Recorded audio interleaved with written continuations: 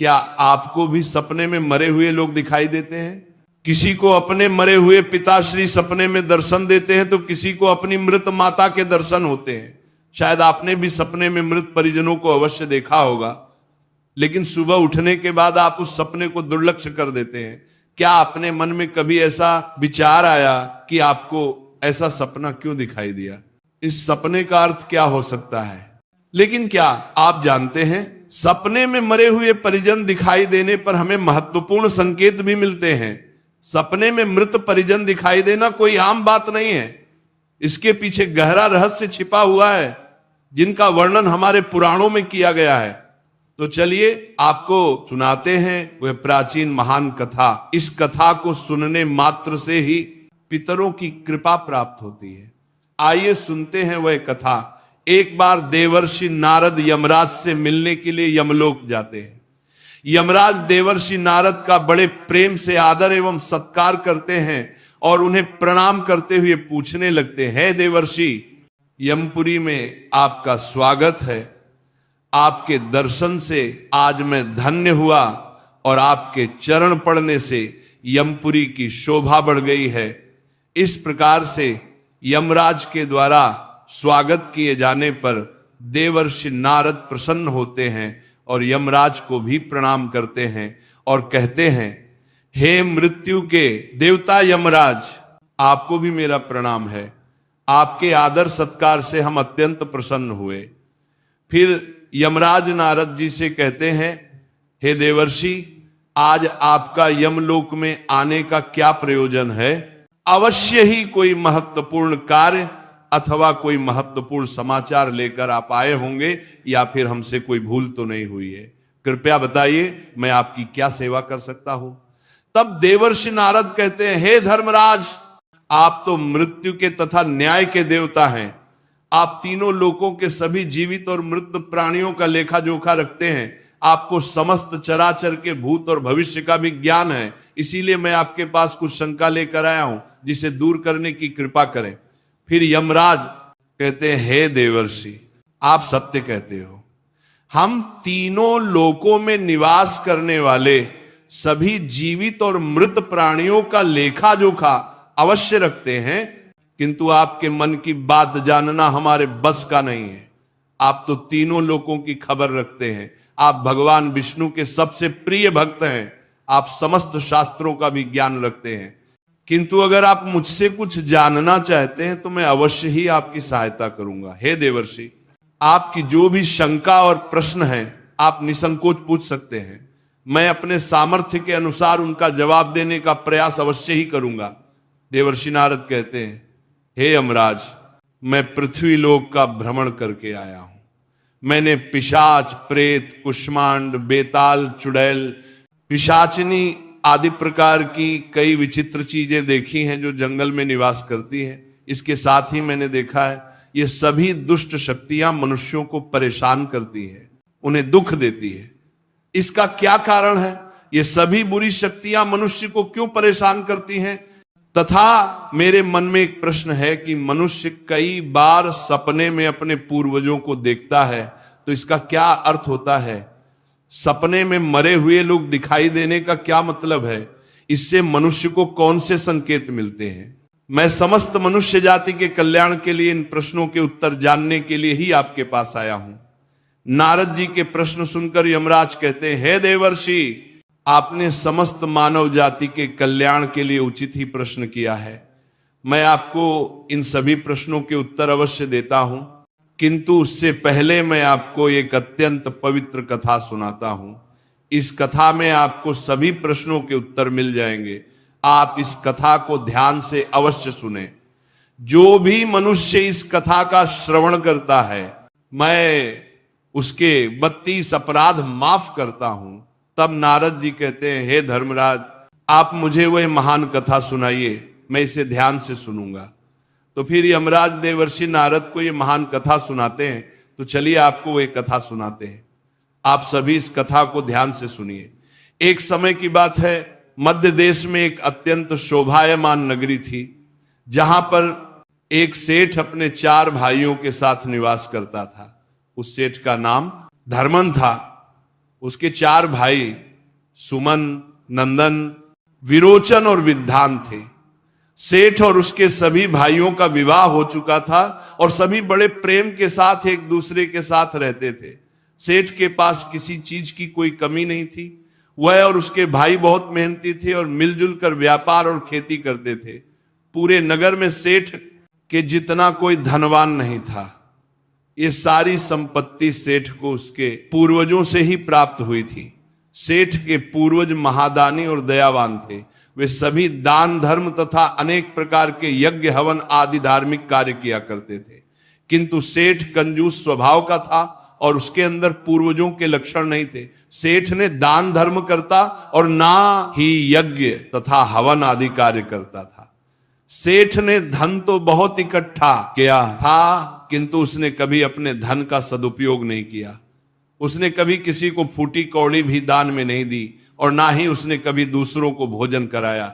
सेठ के पूर्वज तो मंदिरों में भंडारा दिया करते थे, गरीबों को वस्त्र तथा अन्न का दान किया करते थे, लेकिन सेठ ने अपने पूर्वजों का कभी अनुसरण नहीं किया। वह हमेशा ही धन कमाने में और धन का संचय करने में लगा रहता था, जिससे उसके पास बहुत सारी धन संपत्ति तो हो गई, लेकिन उसके पूर्वज उससे बहुत दुखी और नाराज हो गए। फिर पितृपक्ष आया। पितृपक्ष में सभी पूर्वज अपने पुत्रों के द्वारा श्राद्ध और तर्पण की अपेक्षा कर रहे थे, किंतु उनके किसी भी पुत्र ने अपने पूर्वजों के लिए श्राद्ध किया और ना ही तर्पण किया। उन्होंने ना दान धर्म किया और ना ही किसी भूखे प्राणी को भोजन कराया। अपने पुत्रों को ऐसी दुष्टता देखकर सभी पितृगण अत्यंत दुखी हुए। सेठ के पूर्वजों को अपने पुत्र का व्यवहार ठीक नहीं लगता था। इसी कारण से वह पितृलोक में भी दुखी ही रहा करते थे। धन कमाने के लालच में सेठ इतना उन्मत्त हो गया कि वह अपने पूर्वजों को भी भूल गया और उसने अपने पूर्वजों का श्राद्ध तथा तर्पण आदि कार्य करना भी बंद कर दिया, जिससे उसके पूर्वजों की आत्मा की तृप्ति नहीं होती थी। वे अपने पुत्र के ऐसे व्यवहार से दुखी रहने लगे। फिर एक दिन उस सेठ के पूर्वज चर्चा करते हैं। वे एक दूसरे से कहने लगते हैं, हमारा बड़ा ही दुर्भाग्य है जो हमारे कुल में इतने स्वार्थी और लालची पुत्रों का जन्म हुआ है। हमारे पुत्र हमारे लिए श्राद्ध करते हैं और ना ही दान धर्म करते हैं। हमारे पुत्रों के कुकर्मों के कारण हमारा पतन हो रहा है। इस प्रकार से विचार करके वे सभी पितृ अपने पुत्रों से मिलने के लिए जाने के विषय में सोचने लगते हैं और कहते हैं हमें यमराज के पास जाना चाहिए। अब वे ही हमारी इस समस्या का समाधान कर सकते हैं। हम सभी यमराज के पास जाकर उनसे हमारे पुत्रों को मिलने के लिए जाने की अनुमति मांगेंगे। फिर सभी पितृगण आकाश मार्ग से उठते हुए पितृलोक से यमलोक में यमराज के पास जाते हैं। वहां पर जाकर वे सभी यमराज को नमस्कार करते हैं। पितृगणों को यमपुरी में आया हुआ देखकर यमराज भी उनका स्वागत करते हैं और उनके आने का कारण पूछते हैं। तब सभी पितृ हाथ जोड़कर अपना दुख बताने लगते हैं। वे सभी पितृ यमराज से कहते हैं, हे धर्मराज, हमारे पुत्रों की मति भ्रष्ट हो गई है। हमारे पुत्र ना दान करते हैं और ना श्राद्ध और तर्पण करते हैं। उनके अशुभ आचरण से हमारा पतन हो रहा है। वे कभी दान धर्म नहीं करते हैं, जिस कारण से हमारी संतुष्टि नहीं हो रही है। कृपया आप हमें हमारे पुत्रों से मिलने के लिए एक बार जान दे। हम हमारे पुत्रों को समझाकर लौट आएंगे, उन्हें शास्त्रों का ज्ञान देकर फिर से यमलोक लौट आएंगे। तब यमराज ने उन्हें आज्ञा देते हुए कहा, हे महात्माओं, तुम अपने पुत्र को मिलने के लिए तो नहीं जा सकते, किंतु तुम अपने पुत्र को स्वप्न के माध्यम से संकेत अवश्य दे सकते हो। इसीलिए आप सभी अपने पुत्रों को उनके सपने में जाकर संकेत देकर उन्हें अपना दुख समझा सकते हैं। फिर वे सभी पितृ इस बात पर सहमत हो जाते हैं और एक एक करके अपने सभी पुत्रों के सपनों में जाकर उन्हें दर्शन देते हैं। सबसे पहले वे अपने बड़े पुत्र के अर्थात उस सेठ धर्मन के सपने में उसे दर्शन देते हैं और उसे संकेत देते हैं, किंतु उनका बड़ा पुत्र उनके संकेतों को समझ नहीं पाता है। दूसरे दिन जागने पर वह उस सपने को भूल जाता है और अपने पितरों के द्वारा दिए गए संकेतों को भी नजरअंदाज कर देता है। इससे वे सभी पितृगण फिर से निराश हो जाते हैं और फिर सभी पितृगण अन्य पुत्रों के सपनों में जाकर भी उन्हें दर्शन देने लगते हैं तथा उन्हें अनेक प्रकार के संकेत भी देते हैं, लेकिन उनके बाकी पुत्र भी उन संकेतों को दुर्लक्ष्य कर देते हैं। कोई भी अपने पूर्वजों के द्वारा बताए हुए संकेतों को समझ नहीं पाता है, जिससे सभी पितृगण अत्यंत दुखी और नाराज हो जाते हैं। सेठ और उसके भाई धन कमाने के लालच में पूरी तरह अंधे हो चुके थे। उन्हें पूर्वजों के प्राप्त द्वारा दिव्य संकेतों का महत्व कुछ भी नहीं लगता था, किंतु पितरों के स्वप्न में दर्शन देने के कुछ ही दिनों के बाद उस सेठ को व्यापार में नुकसान उठाना पड़ता है। उसे व्यापार में बहुत ज्यादा घाटा होने लगता है, जिससे उसकी सारी धन संपत्ति नष्ट हो जाती है। सभी भाइयों में वाद विवाद और लड़ाई झगड़े होने लगते हैं। पूर्वजों द्वारा जमा की हुई सारी जमीन जायदाद को वे बेच डालते हैं और पूरी तरह से बर्बाद हो जाते हैं। सभी भाई एक दूसरे से अलग हो जाते हैं और अपना अपना पेट पालने में लग जाते हैं। उधर स्वर्ग लोक में पितरों को अपने पुत्रों की ऐसी दुर्गति देखकर बहुत पीड़ा होने लगती है। सभी पितृगण अत्यंत दुखी और उदास हो जाते हैं। फिर से वे सभी यमराज के पास जाते हैं और कहने लगते हैं, हे धर्मराज, हमसे हमारे पितरों की ऐसी दुर्गति नहीं देखी जाती है। हमारे द्वारा किए गए सभी पुण्य कर्मों को हमारे पुत्रों ने नष्ट कर डाला है। कृपया आप कुछ ऐसा उपाय करें जिससे हमारे पुत्रों को उनकी भूल का पता चल जाए। फिर यमराज उन पितरों से कहते हैं, हे महात्माओं, तुम्हारी इस व्यथा को मैं समझता हूं। मैं तुम्हारी अवश्य ही सहायता करूंगा। मैं स्वयं तुम्हारे पुत्रों के पास जाकर उन्हें उनकी भूल के बारे में बताता हूं।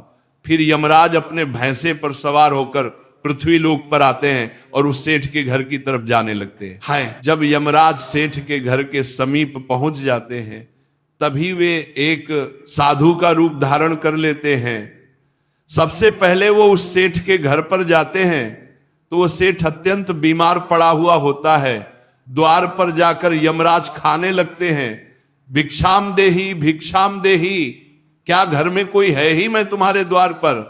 एक साधु आया है जो बड़े दूर से यात्रा करके आया है, कोई हो तो भिक्षा दो, भिक्षाम देही। द्वार पर आए साधु को देखकर उस सेठ की पत्नी सुनंदा उनका स्वागत करती है और कहती है, पधारी। हे साधु महाराज, आपका स्वागत है, कहिए मैं आपकी किस प्रकार से सहायता कर सकती हूं? वे साधु रूपी यमराज कहते हैं, हे देवी, मैं भूखा हूं और यात्रा पर निकला हूं। यदि दान में कुछ भोजन मिल जाए तो बड़ी कृपा होगी। फिर सेठ की पत्नी कहती है, ठीक है साधु महाराज, आप रुकिए, मैं अभी आपके लिए कुछ भोजन लेकर आती हूं। सेठ की पत्नी के चेहरे पर दुख के हाव भाव देखकर वह साधु रूपी यमराज कहने लगते हैं, हे पुत्री, तुम्हारे मुखमंडल पर दुख दिखाई पड़ रहा है। अगर कोई गोपनीय बात ना हो तो मुझे बताओ तुम्हारे दुख का क्या कारण है? वह स्त्री कहती है, हे साधु महाराज, आप सत्य कह रहे हैं। पहले हम बहुत धनवान और समृद्ध थे। मेरे पति और उनके भाई सभी साथ साथ रहते थे, किंतु अचानक ही सभी भाइयों में झगड़ा हो गया। अचानक से हमारा सारा व्यापार दब गया और हम सभी दरिद्र हो गए हैं। ये किस दोष के कारण हुआ है? कृपया आप हमें बताइए। तब साधु कहता है, हे पुत्री, तुम्हारे घर में पितृ दोष है, इस कारण से तुम्हारे पति की यह दशा हुई है। तुम्हारे पति के कर्मों के कारण उसके पूर्वज रुष्ट हुए हैं। साधु की बात सुनकर वह सेठ वहां पर आता है और साधु से पूछने लगता है, हे साधु महाराज, कृपया मुझे बताइए, मैंने ऐसा कौन सा पाप किया है जो मेरा सब कुछ बर्बाद हो गया? मेरे भाई भी मुझे छोड़कर चले गए और मैं बीमार पड़ गया। तब वो साधु कहते हैं, हे पुत्र, तुमने अपने पूर्वजों को नाराज किया है। तुम्हारे पूर्वजों ने जो संपत्ति और पुण्य अर्जित किया था उसे तुमने और तुम्हारे भाइयों ने नष्ट कर दिया। इसी कारण से तुम्हारी यह दुर्गति हुई है। तुम लोगों ने अपने पितरों का श्राद्ध नहीं किया, उनका तर्पण नहीं किया। इसी कारण से तुम्हारे सभी पूर्वज तुमसे रुष्ट हो गए हैं। तुम्हारे पूर्वजों ने सपने में आकर तुम्हें कई महत्वपूर्ण संकेत दिए थे, किंतु तुमने उन संकेतों को दुर्लक्ष्य कर दिया और अपने पूर्वजों को अपमानित किया है। यही कारण है कि तुम्हारा सारा वैभव नष्ट हो चुका है। इस प्रकार से उस साधु के द्वारा बताने पर उस सेठ को सब कुछ पता चल जाता है। उसे याद आता है कि उसके सपने में उसके पूर्वजों ने उसे दर्शन दिए थे। वह सेठ उस साधु से कहता है, हे साधु महात्मा, आप सत्य कह रहे हैं। हमारे पूर्वजों ने हमें सपने में दर्शन अवश्य दिए थे, किंतु हम उनके द्वारा दिए गए संकेतों को समझ नहीं पाए। कृपया आप मुझे सपने में पूर्वजों को देखने पर क्या संकेत मिलते हैं, इस बारे में बताइए। फिर वह साधु कहते हैं, हे पुत्र, अब तुम ध्यान से सुनो। मैं तुम्हें सपने में पूर्वज दिखाई देने पर मिलने वाले संकेतों के बारे में बताता हूं। साधु रूपी यमराज कहते हैं, पुत्र, यदि पितरों का उद्धार नहीं होता है तो वे प्रेत योनि में ही मृत्यु लोक पर भटक रहे होते हैं। वे भूख प्यास से व्याकुल होकर अपने परिवारजनों के घर में प्रवेश करते हैं। सुनो वत्स, अब मैं तुम्हें उन सभी संकेतों के बारे में बताता हूं जो तुम्हें ध्यान में रखना चाहिए। यमराज ने साधु के वेश में सेठ को बताया, यदि तुम अपने सपने में अपने पूर्वजों को भूख और प्यास से व्याकुल देखते हो तो यह संकेत अत्यंत महत्वपूर्ण है। इसका तात्पर्य यह है कि तुम्हारे पितृ अभी भी प्रेत योनि में भटक रहे हैं। इसका कारण यह है कि उनके लिए उचित रूप से श्राद्ध कर्म और तर्पण नहीं किया गया है। वे अब भी अपने परिवार से आहार और जल की प्रतीक्षा कर रहे हैं। यह स्थिति तब उत्पन्न होती है जब पूर्वजों का तर्पण समय पर नहीं किया जाता या जब श्राद्ध की प्रक्रिया को पूरी श्रद्धा से नहीं निभाया जाता। तुम्हारे पूर्वज स्वप्न के माध्यम से अपनी पीड़ा व्यक्त कर रहे हैं ताकि तुम उनकी स्थिति को समझो और उनके लिए आवश्यक धार्मिक अनुष्ठान कर सको। इस समस्या का समाधान यही है कि अपने पितरों के लिए विधि पूर्वक श्राद्ध कर्म और तर्पण किया जाए। सेठ को और स्पष्ट करते हुए यमराज बोले, अगर तुम्हें अपने सपने में मृत पूर्वज जंजीरों में बंधे हुए दिखाई देते हैं तो यह अत्यंत चिंता का विषय है। यह संकेत इस बात का प्रतीक है कि तुम्हारे पितृ किसी बंधन में हैं और उन्हें मुक्ति नहीं मिल पाई है। यह स्थिति तब उत्पन्न होती है जब उनके श्राद्ध या तर्पण समय पर नहीं किए जाते या उनके लिए आवश्यक धार्मिक कृत्य अधूरे रहते हैं। यह दर्शाता है कि पितरों की मुक्ति में बाधाएं उत्पन्न हो रही हैं।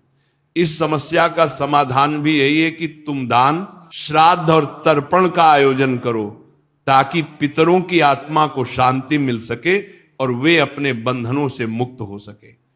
यमराज ने गंभीरता से कहा, अगर तुम्हारे पूर्वज सपने में मैले और फटे पुराने वस्त्र पहने हुए दिखाई दें तो यह अत्यंत अशुभ संकेत है। ये इस बात का प्रतीक है कि तुम्हारे पितृ अत्यधिक दुखी और पीड़ित हैं। वे प्रेत योनि में भटक रहे हैं और उनकी आत्मा को शांति प्राप्त नहीं हो पा रही है। ये तब होता है जब उनके लिए श्राद्ध कर्म, तर्पण और पिंडदान नहीं किया जाता। इसलिए जब भी इस प्रकार का सपना आए, अपने पूर्वजों की आत्मा की शांति के लिए तुरंत पिंडदान और तर्पण करना अनिवार्य होता है। सेठ से बात करते हुए यमराज ने समझाया, अगर तुम्हारे पूर्वज सपने में तुमसे कुछ मांगते हुए दिखाई दें तो यह इस बात का संकेत है कि उनकी कोई अधूरी इच्छा बाकी रह गई है। उनके जीवन काल की कोई अभिलाषा अधूरी रह गई थी जो उन्हें मुक्ति प्राप्त करने में बाधा डाल रही है। ऐसे सपनों में यह देखना महत्वपूर्ण है कि वे किस प्रकार की वस्तु की मांग कर रहे हैं। तुम्हें उसे वस्तु या उसकी समरूप चीज का दान करना चाहिए ताकि उनके अधूरे कार्य पूर्ण हो सके और उनकी आत्मा को शांति प्राप्त हो सके। जब उनकी इच्छाएं पूरी हो जाती हैं तो वे प्रेत योनि से मुक्ति पा लेते हैं। यमराज ने सेठ की ओर देखते हुए कहा, यदि सपने में तुम्हारे पूर्वज तुम्हारे सर पर हाथ फेरते हुए दिखाई दें तो यह अत्यंत शुभ संकेत होता है। इसका अर्थ यह है कि तुम्हारे पूर्वज तुमसे अत्यधिक प्रसन्न हैं और तुम्हें अपना आशीर्वाद दे रहे हैं। ऐसे सपने इस बात का प्रतीक होते हैं कि तुम्हारे जीवन में कुछ अच्छा होने वाला है और तुम्हारे पूर्वज सदैव तुम्हारे साथ रहकर तुम्हारी रक्षा कर रहे हैं।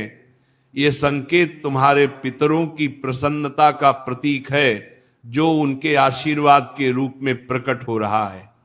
यमराज ने समझाया, अगर तुम्हारे पूर्वज सपने में तुम्हारी ओर हाथ बढ़ाते हुए दिखाई दे तो यह अत्यंत शुभ संकेत है। इसका अर्थ यह है कि तुम्हारे पितृ प्रयासों से संतुष्ट हैं और तुम्हें जीवन में सफलता मिलेगी। ऐसे सपने देखना यह दर्शाता है कि तुम्हारे पितृ तुम्हारे साथ हैं और वे तुम्हारी उन्नति और सफलता के लिए आशीर्वाद दे रहे हैं। इस प्रकार के सपने आने पर तुम्हें यह सुनिश्चित करना चाहिए कि तुम सही मार्ग पर चल रहे हो। यमराज ने चिंतित स्वर में कहा, यदि सपने में तुम्हारे पूर्वज अचानक अदृश्य हो जाते हैं तो यह एक अशुभ संकेत होता है। इसका अर्थ है कि तुम्हारे जीवन में कोई संकट आने वाला है और तुम्हें सावधान हो जाना चाहिए। यह सपना इस बात का सूचक है कि निकट भविष्य में कोई बड़ी कठिनाई तुम्हारे सामने आ सकती है। ऐसे सपनों से यह सीख मिलती है कि हमें मानसिक और आध्यात्मिक रूप से किसी भी आने वाले कष्ट के लिए तैयार रहना चाहिए। सेठ को और अधिक गंभीर होते हुए यमराज बोले, अगर सपना में तुम्हारे पूर्वज क्रोधित अवस्था में दिखाई दें तो ये इस बात का संकेत है कि वे तुमसे नाराज हैं। इसका अर्थ यह है कि तुम कोई ऐसा कार्य कर रहे हो जो उन्हें पसंद नहीं है और वे चाहते हैं कि तुम उस कार्य को बंद कर दो। ये एक चेतावनी है कि तुम्हारे कर्मों में कोई कमी है और तुम्हें अपने मार्ग पर विचार करना चाहिए। इस प्रकार का सपना आने पर तुम्हें अपने कार्यों की समीक्षा करनी चाहिए और सही मार्ग पर चलने का प्रयास करना चाहिए। यमराज ने दुख भरे स्वर में कहा, अगर तुम अपने सपने में अपने पूर्वजों को रोते हुए देखो तो ये अत्यंत अशुभ संकेत है। ये इस बात का प्रतीक है कि तुम्हारे जीवन में कोई बड़ा संकट आने वाला है और तुम्हारे पूर्वज उस संकट से बहुत दुखी हैं। ये सपना इस बात की चेतावनी देते हैं कि तुम्हें सतर्क हो जाना चाहिए और ईश्वर की भक्ति में मन लगाना चाहिए ताकि संकट से तुम्हारी रक्षा हो सके। यमराज मुस्कुराते हुए बोले, यदि सपने में तुम्हारे पूर्वज स्वस्थ, प्रसन्न और तेजस्वी दिखाई दें तो यह अत्यंत शुभ संकेत है। इसका अर्थ है कि तुम्हारे पितरों को मुक्ति मिल चुकी है और वह तुमसे प्रसन्न है। ऐसे सपने इस बात का संकेत होते हैं कि तुम्हारे पितृ तुम्हें आशीर्वाद दे रहे हैं और तुम्हारे जीवन में सुख, शांति और समृद्धि आने वाली है। यह संकेत यह दर्शाता है कि तुम सही मार्ग पर हो और तुम्हारे पूर्वज तुम्हारी प्रगति से संतुष्ट हैं। यमराज ने चेतावनी भरे स्वर में कहा, अगर पितृपक्ष के दौरान तुम्हें सपने में घोड़ा, हाथी, बैल या कोई विपरीत मनुष्य दिखाई दे तो ये इस बात का संकेत है कि तुम्हारे पितरों की मुक्ति नहीं हुई है और वे अभी प्रेत योनि में भटक रहे हैं। ये इस बात का भी संकेत है कि वे तुमसे अत्यंत दुखी हैं। ऐसे संकेत मिलने पर तुम्हें तुरंत पितरों की संतुष्टि के लिए दान और श्राद्ध करना चाहिए ताकि उनकी आत्मा को शांति मिल सके। अंत में यमराज बोले, यदि तुम्हें सपने में कोई जानवर जैसे कुत्ता, बैल, गाय या अन्य पशु मनुष्य की तरह बात करते हुए दिखाई दे तो यह अत्यंत विचलित करने वाला संकेत है। इसका अर्थ यह है कि तुम्हारे पितरों की आत्मा को शांति नहीं मिल रही है। यह इस बात का संकेत है कि तुमने उनके लिए आवश्यक धार्मिक कृत्य अधूरे छोड़े हैं। इस स्थिति में तुम्हें तर्पण, पिंडदान या अन्य धार्मिक अनुष्ठान करके अपने पितरों की आत्मा की शांति के लिए प्रार्थना करनी चाहिए। तब वह साधु कहता है, हे पुत्र, यदि तुम्हें भी इस प्रकार के सपने दिखाई पड़े हैं तो तुम्हें अपने पूर्वजों को प्रसन्न करने के लिए दान, धर्म, तर्पण, श्राद्ध आदि कर्म करने चाहिए जिससे तुम्हारे सभी कष्ट दूर होंगे। उस साधु की बात सुनकर उस सेठ को अपनी गलती का एहसास हो जाता है और वह तुरंत ही अपने भाइयों के पास जाता है और उन्हें साधु के द्वारा बताई हुई बात बता देता है। फिर सभी भाइयों को समझ बनने में आ जाता है कि उनके पूर्वज उन्हें सपने में आकर संकेत दे रहे थे। फिर वे सभी भाई मिलकर नदी के तट पर जाते हैं और अपने पूर्वजों के लिए श्राद्ध, तर्पण, दान धर्म आदि कार्य करते हैं और अपने पितरों को संतुष्ट करते हैं। फिर एक दिन उनके पूर्वज उनके सपने में आकर उन्हें दर्शन देते हैं और उन्हें नाना प्रकार के संकेत देते हैं। वे सभी संकेत शुभ होते हैं, अपने पितरों के द्वारा शुभ संकेत प्राप्त होने पर उन सभी भाइयों का जीवन खुशियों से भर जाता है। उनके सभी रोग और दोष समाप्त होते हैं। वे फिर एकजुट होकर रहने लगते हैं और खूब तरक्की करते हैं। यमराज नारद जी से कहते हैं, हे देवर्षि, जब मनुष्य के पूर्वज संतुष्ट हो जाते हैं तब मनुष्यों को अनेक प्रकार के संकेत प्राप्त होते हैं। अब मैं तुम्हें उन शुभ संकेतों के विषय में बताता हूं। यदि सपने में मृत परिजन सिर पर हाथ फिराते हुए दिखाई देते हैं, इस सपने का अर्थ यह है कि वे बहुत अधिक प्रसन्न हैं। पूर्वज ये संकेत दे रहे हैं कि उस मनुष्य के जीवन में कुछ बहुत ही अच्छा होने वाला है। यदि पूर्वज मनुष्य की ओर हाथ बढ़ाते हुए दिखाई देते हैं तो पूर्वज यह संकेत दे रहे हैं कि मनुष्य जो भी काम कर रहे हैं उससे वे संतुष्ट हैं और उसे उस कार्य में अवश्य ही सफलता प्राप्त होगी। यदि सपने में पूर्वज स्वस्थ दिखाई देते हैं, उनके मुखमंडल पर तेज दिखाई देता है और उनके वस्त्र चमकीले और सफेद रंग के होते हैं, तो उन पितरों को मुक्ति मिल चुकी है, ऐसा समझना चाहिए। अगर सपने में पूर्वज दूर आकाश में बादलों पर बैठे हुए दिखाई देते हैं तो यह शुभ संकेत है। मनुष्य के पूर्वज अत्यंत प्रसन्न है और उसे आशीर्वाद दे रहे हैं। इस प्रकार से उन सभी भाइयों को पूर्वजों के द्वारा शुभ संकेत प्राप्त होते हैं और उनका खोया हुआ सारा धन और संपत्ति उन्हें वापस मिल जाते हैं और सभी भाई मिलजुल कर एक साथ रहने लगते हैं और सुख पूर्वक 100 वर्षों तक जीवन व्यतीत करके दिव्य विमान में बैठकर पितृलोक चले जाते हैं। तो इस प्रकार से यमराज ने देवर्षि नारद को पितरों के द्वारा मिलने वाले संकेत बताए हैं